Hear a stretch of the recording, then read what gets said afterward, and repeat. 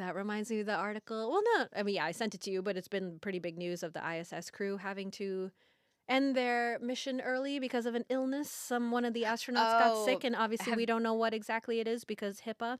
But they still haven't said. No, not last I checked, and I don't know if they really will because it's a sure privacy violation. I bet whoever it is eventually going to come out. If it's up to that depending on person, what it is. I have a fun little theory because I'm messed up. But what if it's they like gonorrhea? Yes, I thought it's a space orgy, and that's why they don't want to talk about it. Because somebody has.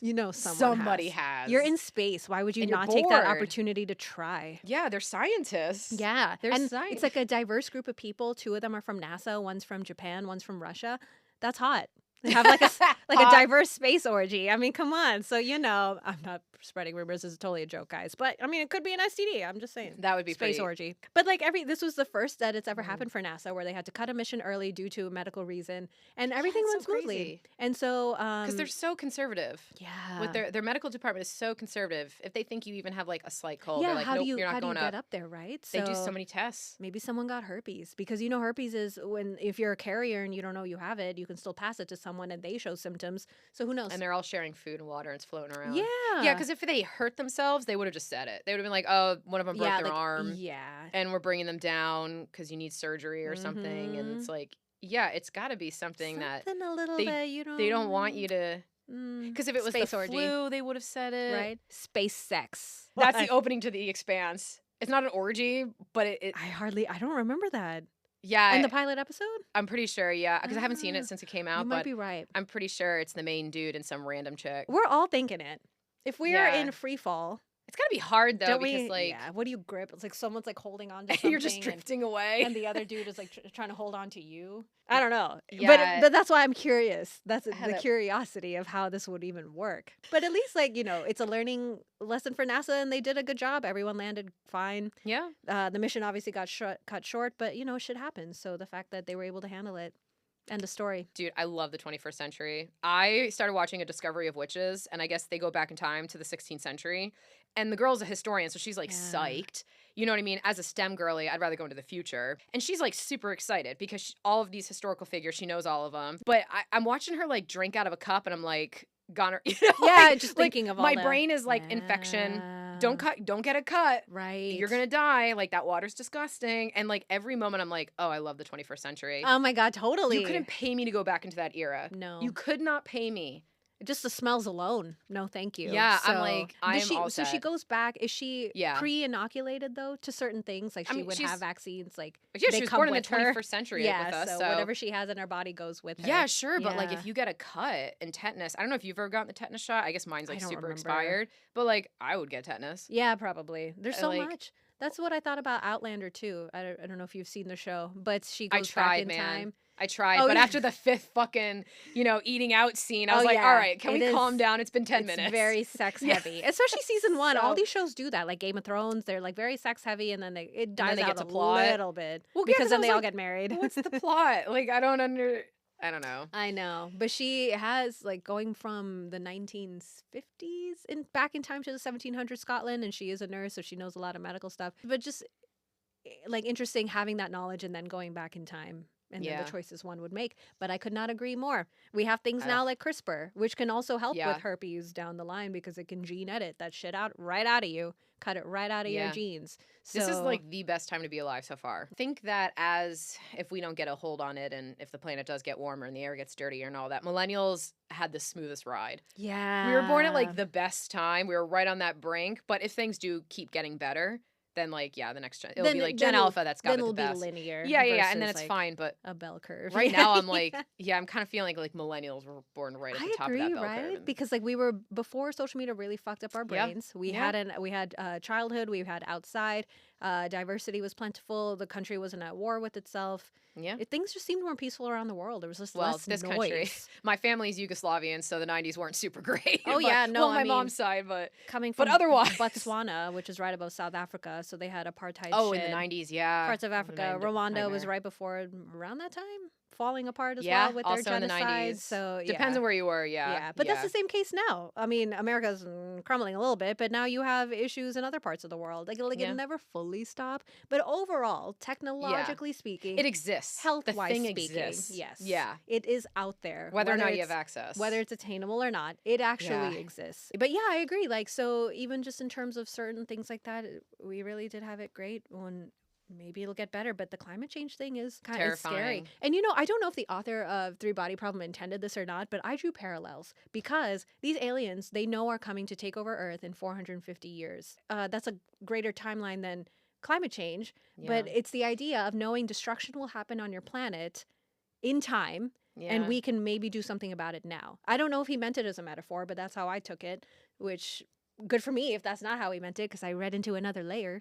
But it's like, you know, climate change, we know it's going to have, I mean, it's already having devastating effects. It'll just continue to get worse. Yeah. Can we do something about it? Are we willing to? So We'll see. We shall see. I'm pretty optimistic about it, though. I do think that there's going to be like a lot of hiccups, but I think overall we have our own self-interest. We want to survive. Again, as somebody who's done some search and rescue training and been in life or death situations, people get their shit together when it's right in their face and it's like time to go. So I do think there's going to be hiccups and plenty of things are going to go wrong. I do think ultimately though we're going to make it. We'll figure it out. Yeah. Because it's that 11th hour. It's not even the 11th hour. It's like 1 second to midnight. Yeah. You know, and then like I do think a lot of people will die though. But I'm optimistic in the sense of like I think this will be a hurdle that we do get over and hopefully learn from. It's not like it's going to completely eradicate our species. Even if it should hit the fan, some of us will survive and rebuild after. Yeah. It's not like the Earth gets destroyed.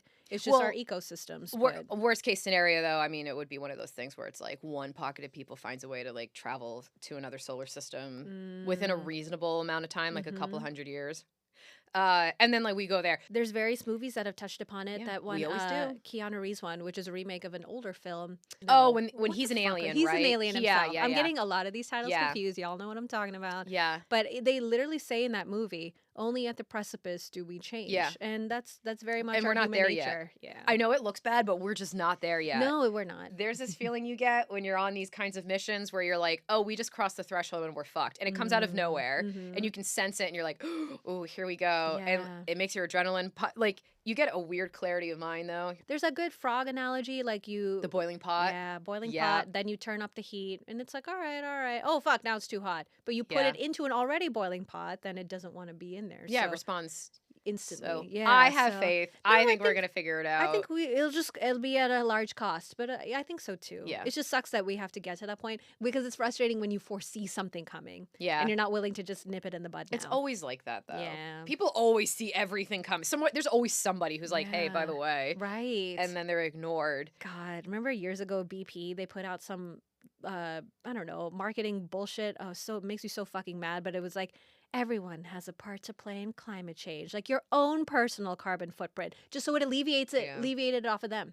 And it made us think that like we're the problem individually, which absolutely our decisions collectively make a difference. But like, get the fuck out of here. People focus too much on fossil fuels in the sense of creating fuel in your car and planes.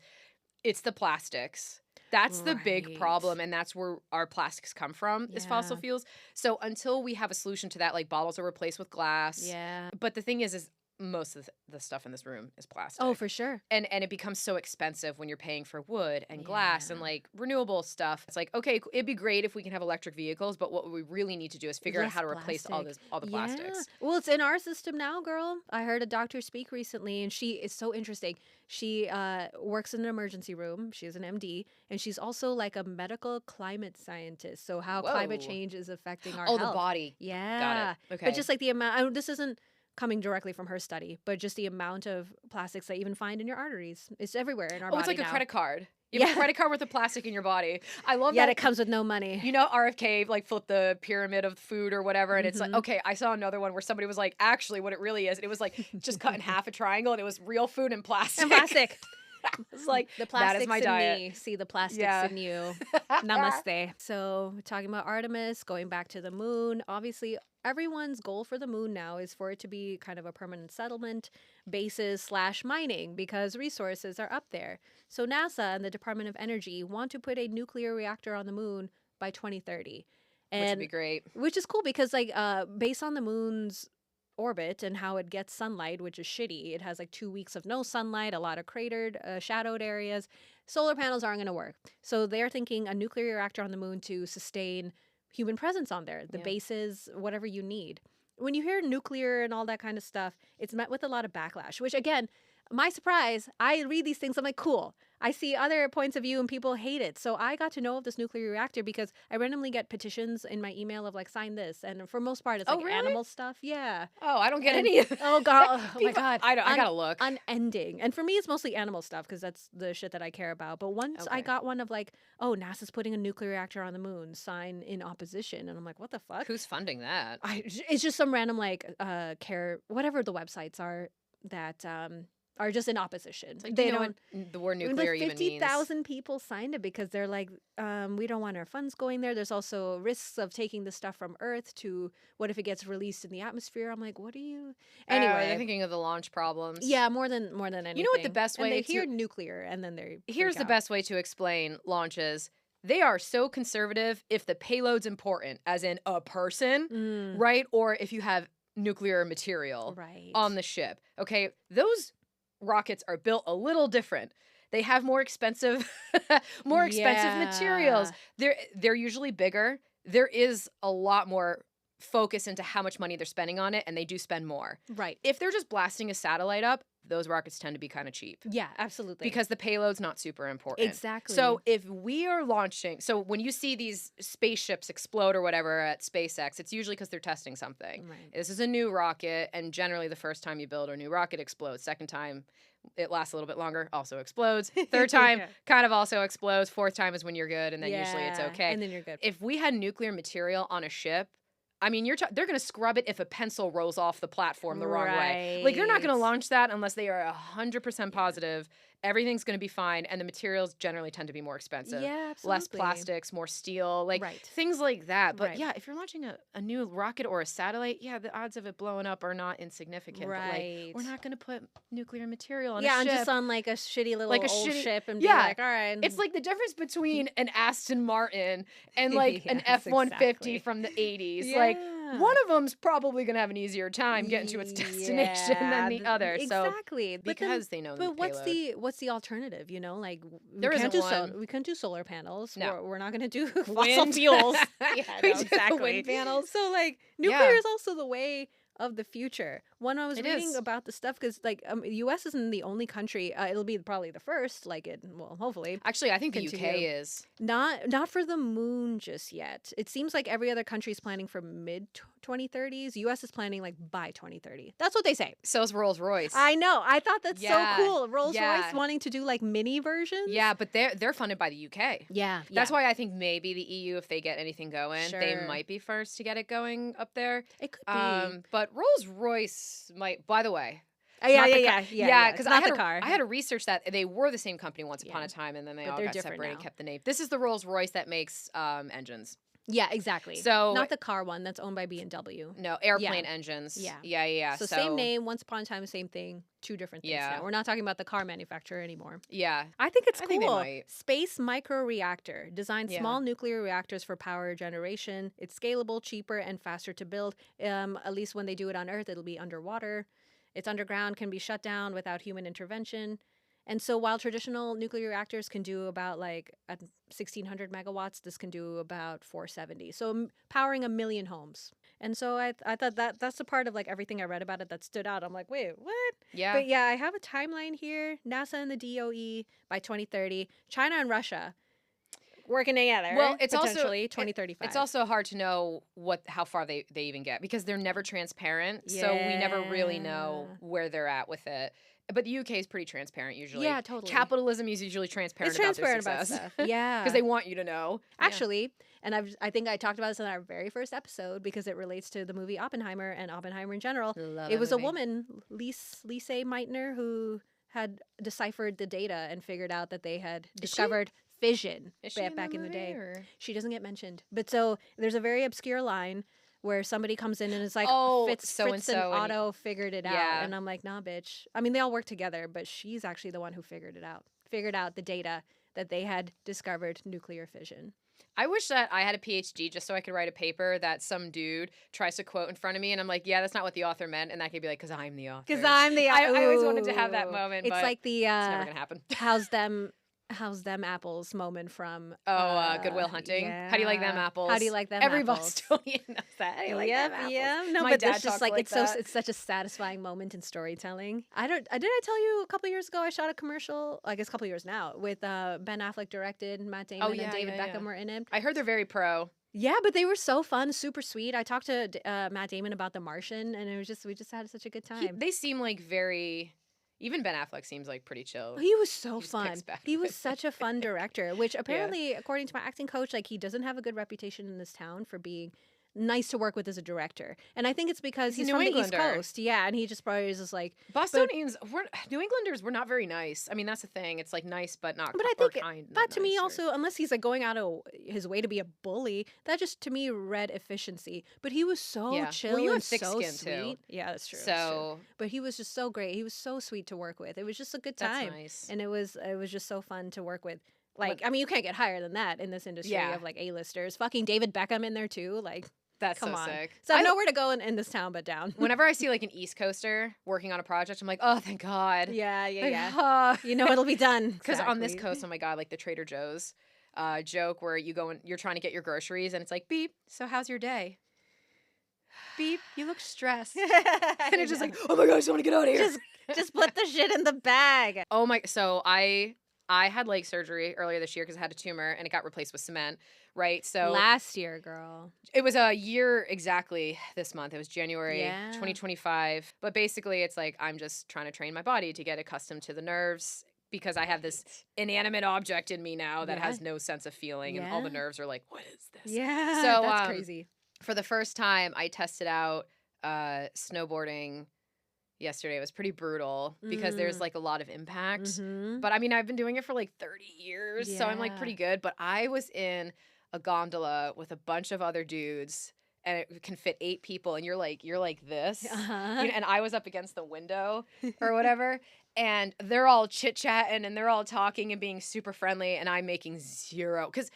There's this thing in ski culture where when you're on a chairlift or a gondola, like you make conversation and you'll never see these people again. But it's very normal to Sure. be like super nice and outgoing. I like being around people. I just Yeah. hate the obligation of having to engage. In small talk. Yeah, I don't Yeah. like that. I'm like, I'm kind of just happy to be here. Mm. I don't know why I have to engage. And the guy across from me, I think, picked it up immediately Mm. because he was doing silent communication. So, like, one of the guys next to us, he was like, do you mind if I play some jams? And I was like, ugh. Oh God. I like the Let me just quiet. jump off right now. Yeah, I was like, can you just crack this window open? The guy across from me was like, yeah, I don't mind. And he looked at me and I was like, and he goes, like a very Yeah. quick, like, oh, sorry, I didn't realize that you didn't want that. And I was like, but it Yeah. was just all silent communication. Yeah. As an introvert, Well, most communication is nonverbal, so it's nice when people Yeah. remember that and actually pick up on it. yeah. So I had already posted a video where I was explaining why anybody would even care about Venezuela in the sense of its oil, It needs Right. freedom.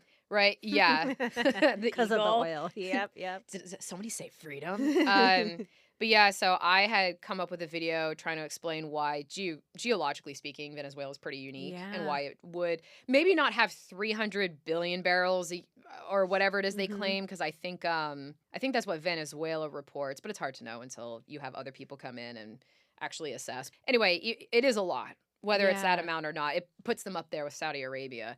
And so More, I just right? At least they claim it's estimates. more. Yeah, But yeah, even you're if right. they're wrong, it's still a shit up ton. there. Yeah, Yeah. it's still in that category. Again, because it's geographically unique. Yeah, because Right? of 3 tectonic plates. Oh yeah. Oh my God, Right? it's a bunch of stuff. Yeah. And where it is on the planet as far as yeah. So I made that video just explaining that, and I had so many people jumping down my throat, being like, "Why are you supporting Trump in the U.S.?" And I'm like, "Yo, I'm just actually, you know what happened that pissed me off so much? Another SciComms person." Uh-huh. Verified, tons of followers, does this, said, oh, look, a colonizer justifying it through SciComms. Whoa. And something about that set me the fuck off. Yeah. I was like, first of all, you're one of us, so you know what I'm trying to do, which is just explain why anyone has an interest in it in the first place. Oh man. I'm not saying who's good or bad. The other reason why being called a colonizer pisses me off is because I'm Irish and Slavic. Yeah, And we had nothing to do with any of My this. ancestors weren't even here, bro. Yeah. We were dealing with Yugoslavia, civil wars and shit in the Yeah. 90s. Like, and then the Irish, man, nobody hates the English more than they do. Right. So I'm like, what the fuck? Ooh, okay, I have to find out who that is afterwards. Yeah. Sorry, y'all. You don't get to know. And he but- follows me. And everybody Dang. we know follows him, and he follows all of them. He's one of us. That's crazy. And I'm like, I don't like, understand. We're just what? talking about why geographically and geologically Yeah. Venezuela has a lot of oil. That was literally and all that's I Trump's said. motivation. I How like- does that? What is that supposed to? How is that supposed to be taken badly? I mean, again, the only political element to it maybe is when I had said like how much money it would cost, which what was it? It was $183 billion infrastructure over the next 10 years is required to build, to extract and refine. Yeah. But I didn't say who should be doing it or No, it's anything. I was just like, the infrastructure doesn't exist. Yeah. Because right now, the problem with Venezuela, with their oil, is it's heavy crude oil. So it's like that. Because I actually didn't know this until I started researching it a couple of years ago. But there's a lot of different types of oil and how it looks. Oh, I didn't It's know. kind of like extra virgin olive oil when you go to Italy. It's just, Oh, you have different types. You got various And- types. yeah, okay. different colors and flavors and all that. Yeah. So Venezuela has like the goopy, really thick. The refining process apparently takes a lot longer because Okay. the sulfur levels are through the roof. Yeah. And also their infrastructure by now is falling apart. So you do have to rebuild a lot of it. Well, a lot of it didn't even exist anyway. Yeah. So not only do they not have an infrastructure, but they need so much extra stuff because of the type of oil that it is. Totally. But yeah, so there's a couple of reasons why it's so perfect. First of all, it's like right near the equator. So you're talking about a lot of ancient material that has been thriving for a long time, rainforests. Yeah. There's been a lot of wildlife, a lot of plant life, a lot of life, because that's what fossil fuels are made of. Right. Right? And so the real trick is being trapped by rock. Mm-hmm. So you have all of this organic material that like sinks to the bottom because it dies. Because it has whatever. multiple giant basins. Yeah. And the Andes rose up because of all of the different plates and stuff. And so as the Andes are rising up, rocks are falling and into the basin, and it's trapping all the organic material and creating more pressure and heat so that you can cook this olive oil, these fossil fuels, and keep it trapped. Yeah. Right. And it's not until you puncture through the rock that you even realize it's down there. Right. So yeah, between its location, the ancient life that's been there since really the dawn of life at all, like it's near the equator, and then the Andes rising and the tectonic plates creating the basins and things trapping. It's just like a perfect storm. Yeah. It's a perfect storm for fossil fuels. Absolutely. So yeah, everybody's gonna want it. I think it was not BP. I think it was Shell went there to assess it, and they were like, "We don't even want to touch it." Why? Wasn't it who was it? It was one of the big ones, and Trump got really pissed Why don't they want to touch it though?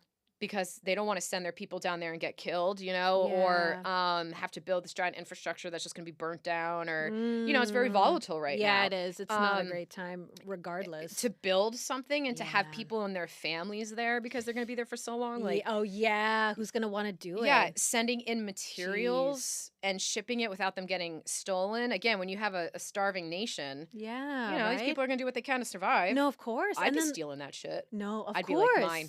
Because also the idea of like other countries coming in to take your resources. Yeah, like it's that's crazy. shitty. Like Yeah. we can build our own economy and like become a global power because since oil is so fucking valuable, but you want to come in and take the shit from us. Yeah. So Venezuela's oil production has collapsed from its peak around the 1970s, about 3.7 million barrels per day, Which is which is crazy. crazy, to about So 1.1 much. million barrels per day in 2025, largely due to underinvestment, poor infrastructure, and political issues. Meaning, it hasn't fully exploited what it truly has. So it may not actually be that much oil. Yeah, no but one knows for it's sure. still going to But be likely, up there. Yeah. With Saudi Arabia. If it's not number one, it'll be number two. Yeah, But, exactly. It's for sure top 3. Yeah. Everyone just needs to not pretend, which I don't think anyone is. I think he's pretty straightforward about it. Bro got rid of Maduro for the oil. He wouldn't have given a fuck otherwise. So I mean, honestly though, it's not like he's super logical. yeah. I don't ever know why the guy does what he does. I don't know him. don't Everything know if he he does does. looks erratic to me. Yeah. I'm not a psychiatrist. I feel like you need a psych degree to understand some of the flows of that man's brain. Mhm. But I mean, that's why there's so much interest in Venezuela. Like, I don't know what to tell you. How else am I supposed to talk about this, guys? And like, because I think if I was the average person, I'd be like, why do we give a shit? Where is Venezuela? And it's like, it's ideally located for creating oil, fossil fuels from, millions of years ago. Yeah. And 100%. It's an ongoing meme that it's like, oh, you hear the word oil and they're like, freedom?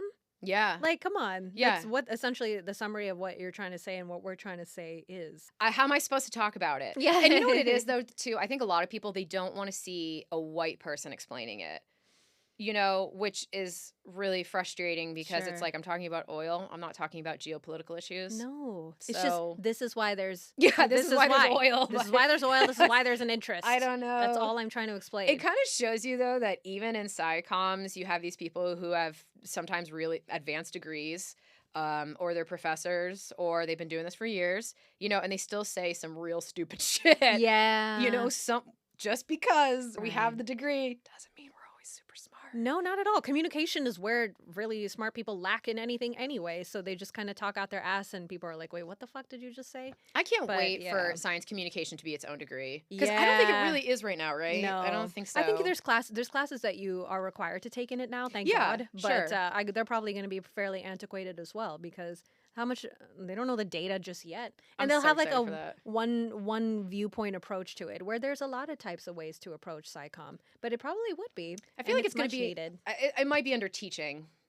I think it's going to Yeah. be like in a teaching school rather than, I don't know how it works to become a teacher, but I think it's going to be on that avenue Sure. instead of maybe in the STEM schools, which I think would be a problem as well because it's highly technical. Yeah. But I'm super excited because I think like with the rise of social media and short form and long form's been going for a while, but short form really blew up with science communication. Yeah. And I really, really quick facts. Oh, I'm so Mhm. excited to see how they teach it and the kids that come out of that Sure. and the way that they communicate this stuff. And like, Yeah. hopefully by that point, after everything we've done, kind of shaping the ground of me explaining oil, even though I'm a white person, Yeah. you know, like I hope that it all kind of gets chiseled out and we know how to do science communication in short and long form. Yeah. And it becomes its own And career. it becomes its own would be career, so and we cool. help combat, all the anti-science bullshit that continues to happen. I think it will get better. I'm like I stupid hope. optimistic when it comes to all this stuff. I'm like, I think it's don't going to work know. out. I think it's this going to be country will fine. collapse, and then another Or superpower rise will up. rise. But on that note, guys, see you next I think time. it'll be fine. I'm hopeful.